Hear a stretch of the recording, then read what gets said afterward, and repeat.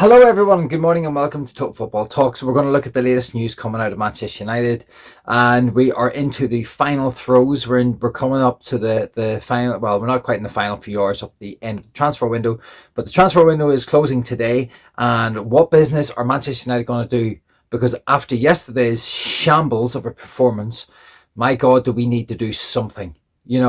I am just afraid of what actually is going to happen today. You know, uh, my title is, tell us there is hope.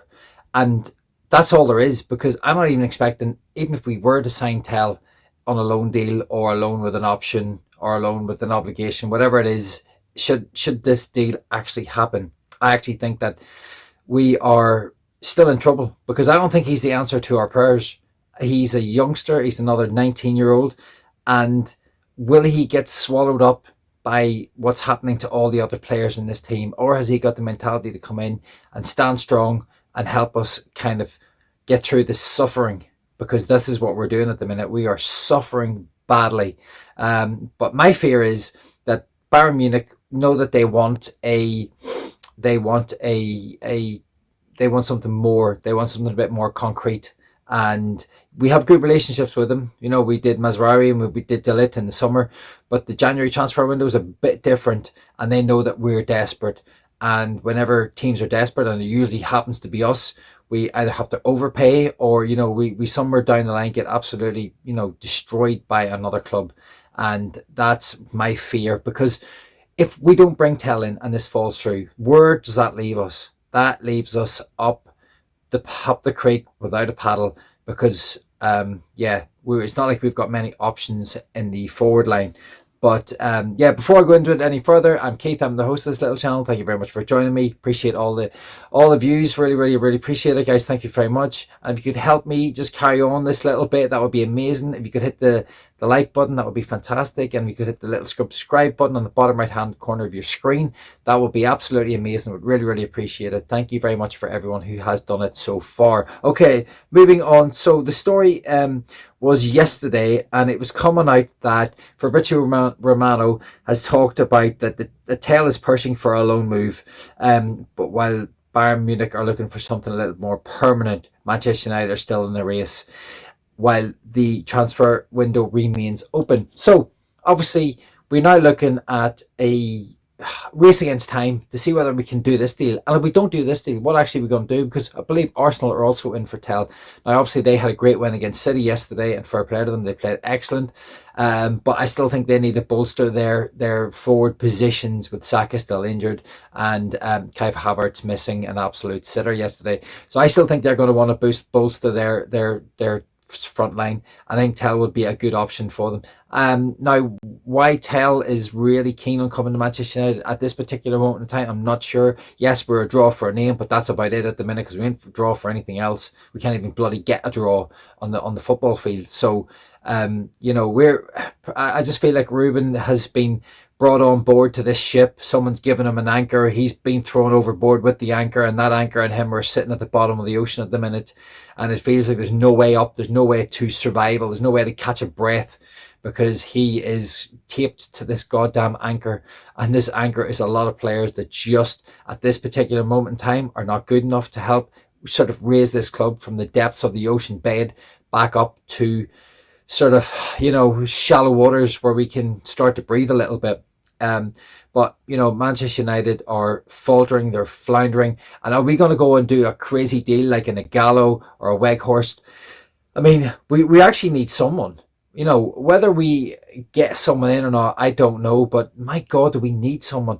We've got a couple of more kids in the youth academy. Chibi, Obi, Martin. If you look at the Arsenal players yesterday, this gives me a little bit of hope. I looked at the Arsenal youngsters yesterday, Miles Lewis-Skelly and Nwari. Two young players who are coming through the Arsenal ranks. Now, Arsenal haven't brought many young players through recently. Saka's probably been one of the best. But in the last 5 years, Arsenal haven't taken many young players through their academy. But if the standard of the young players in Lewis Skelly and Nwari, who are really coming to the forefront, if the players that we have pinched from Arsenal, as in Obi Martins and Aiden Haven, my God, if they're as good as these kids, we have a chance. Now, the difference is these kids are coming into a very well-established Arsenal team that are really at the top of the league. Well, not top of the league, but they're second in the league. They're fighting on, Champions League's front. They're fighting on the Premier League front. And into a stable Arsenal team that had been very good for Mikel Arteta over the last few years. So it's not like they're coming into a shambles like Manchester United are, where we have players who are unfit to wear the jersey, players who are afraid to play at Old Trafford. As I said before, this is what worries me about Dogru. There's going to be a lot of expectation on the kid to come in and get up to speed instantaneously, and I don't know whether he can do this. And I don't mean it because I don't think he's a bad player. I just think the expectation is going to be right on top of him. He was sitting in the stands yesterday alongside Aidan Haven and a few other graduates, and I just think they're looking on going, geez, I mean, this is Manchester United, the great Manchester. We're not great, we're awful. So these kids are along. I just hope they don't drown. I hope they don't, that anchor isn't Rubin and them become anchored together, because it's going to be a long way up out of the mire from the depths of that bloody ocean. So that's where we are with Tel. We'll find out very, very soon whether the deal's on, and whether if not, we're going to pivot to someone else. There was talk of Nkunku, but I believe Let It Gold's just come out and said that Nkunku is going to stay at Chelsea. So that's those cards are off the table. I actually don't even know if there's anything else on the table. But if Manchester United do not bring anyone in, we are in trouble. Because if you look at this, these are our options up front.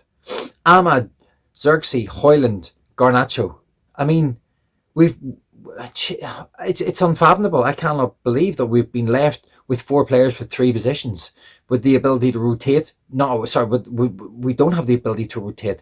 If you look at the players that Manchester United have let go, and I'm not saying these are the right players, but Rashford, Greenwood, Sancho, now they all had their problems, and maybe they all had to go for various different reasons. But my God, none of them have been replaced. Anthony's also gone. Again, not very good. He was awful. Oh, yesterday turns up for Real Betis. I think he got man of the match. I didn't see the game. I've just seen the assist that he had for a goal, even though it was a typical Anthony cut in on the left ring shoot. Keeper makes a save, and apparently you get an assist for that these days. But he got man of the match. As I said, I haven't really seen his performance, but he leaves the weight of Manchester United, the expectation that comes with wearing that red jersey, and he goes somewhere else, and straight away he's back up to speed and looking like there's a player in him. Now, obviously, who he's up against and the league he's in, yes, maybe the pressure's off and it's not the high octane Premier League pressure. But yeah, maybe he's going to go and do well. Obviously, Marcus Rashford's gone to Aston Villa yesterday, which we reported on. It's gone, done deal. He's there. Is he going to start firing on all cylinders? I mean, as I said, I hope for his sake he does, because that gives us the opportunity to sell him in the future and make some money off him, because I don't think he's ever going to come back to Manchester United. I think all those bridges are burnt. But where are we going to be with the players that we've got left? Because Xerxes, there's something in him, but unfortunately he's struggling. Højlund is really, really struggling. The kid can't get going at all, and I feel because of his lack of goals. He's had no service, but his lack of goals has really take a hit on the old confidence. Xerxes is trying, but again, confidence. Ahmad gave it everything yesterday, but just wasn't his day. Sometimes for when you're playing either on the wing or the 10, sometimes it just doesn't quite work. Maybe Ahmad's better on the right as a winger. I think maybe at the minute that might be the best place for him, and then he can maybe move to an inside 10 when he gets a little bit more experience. That's not to say I think he can play in both roles. I think he's not getting any support from the right side, whether it's Dalot or Mazraoui. They're not able to help him, if he's playing in the 10 role. The Mazraoui and Dalot just aren't quite up to speed with getting forward and back and kind of providing that kind of overlap to allow him to cut in and make his magic happen. And then obviously Garnacho on the other side. Unfortunately, Garnacho didn't have a good game yesterday. I do rate him, but he really was taken to the cleaners yesterday by the young kid, the right back from Crystal Palace. Can't think of his name, but he just marshalled Garnacho out of the game. So as I said, we're kind of left with 4 players, and if we don't bring anyone in, our season's done. Like, it is done. I just cannot see how we progress from here. I don't know what Rubin can do. I actually just don't know how we take any more steps forward, because he can train these players, but people say, players get the better out of themselves. Coaches can help them along the way. But, you know, you look at Guardiola, he's struggling at the minute. What is he going to do? He goes and spend £150 million. I'm not saying there's anything wrong with that. They can do it and they should do it. But they have the option to do it. But Guardiola isn't bringing young kids in and trying to make them work. He has brilliant young kids in their academy, but he thinks they're not kind of up to the standard that he's looking for. So, you know, but Rubin Amorim's expected to go and do the same thing. Oh, we've got no money, so you're not going to have anything bar what's left on the table and what's in the academy. And the academy at United is very, very good at the minute. But all these kids, these 16, 17, 18-year-old kids, the saviour of this club, I mean, come on. It's not going to happen. They're going to get swallowed up. But I'm not saying that they shouldn't be on the bench. I'm not saying they shouldn't be used. If you're old enough, you're good enough, for Sir Matt Busby's famous saying. Yeah, but that's where we are with it.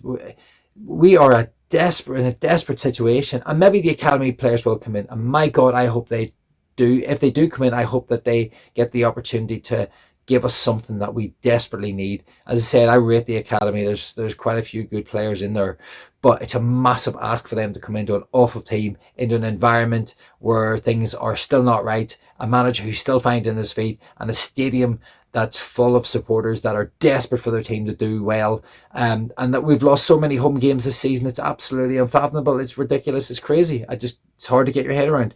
And okay, there was one final story, and we'll have a quick look at it, and that is that we obviously know that Anthony went to Real Betis, and we now know that Tyrell Malacia is reportedly being attracting interest from Real Betis, and I believe Juventus are still in the mix as well from all the reports that are floating around at the minute. Now, again, this is someone who's going to be on the left side, so Malacia could go, and that's another kind of like on the left side option that we don't have. Obviously, we've lost Martinez probably for the rest of the season. I've got a funny feeling Aiden Haven might just come into that team very, very quickly. And as I said, if he's half as good as Miles Lewis-Skelly and Nwari, if he's kind of at their standard, thank God, maybe he'll give us a bit of hope on that left side. Luke Shaw's obviously coming back. How long can he stay fit? Brilliant left back. I think he's class.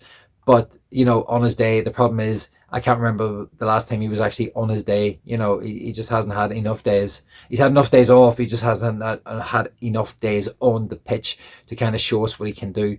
Yeah, he'll maybe slip into the left side of that defence and give us that balance, because we do need it. But yeah, so guys, that's where we are with everything at the minute. It's been a long journey. The rest of the season, I think, is done. I think with Martinez getting injured and the potential of maybe even if it is only Tel that comes in, as I said, it gives us hope, but nothing more. Because I'm not going to put all the expectation on a 19-year-old to come in and save this season. I don't know how the front two, Xerxes and Hoyland, turn it around. I don't know how Rubin gets more out of them, but yeah, it's going to be a long day. If anything breaks tonight that's of interest, I'll jump on. If not, tomorrow I'll go again, as they say. And we look forward to Friday, and we'll just have a quick review of the Palace game. Absolute shambles. It was a shambles. Nothing more can be said. I said it yesterday in my match reaction. We've been awful. Fair play to Palace. They were the better team. They deserved the win. But yeah, as Rubin said in his post-match, the players are giving everything. The problem is the players are just not good enough. There's too many players that aren't good enough to play the system, to hold down to understand what the expectation is of this jersey, and to grasp the mettle of a game, and get us wins at the minute. It's just hard. It's so hard. Thank you very much for listening, guys. I'm going to leave it there, and let's see how the rest of today unfolds. Let's pray that there is some news and some hope, because yeah, that's all I'm holding on to right now. See you on the next one.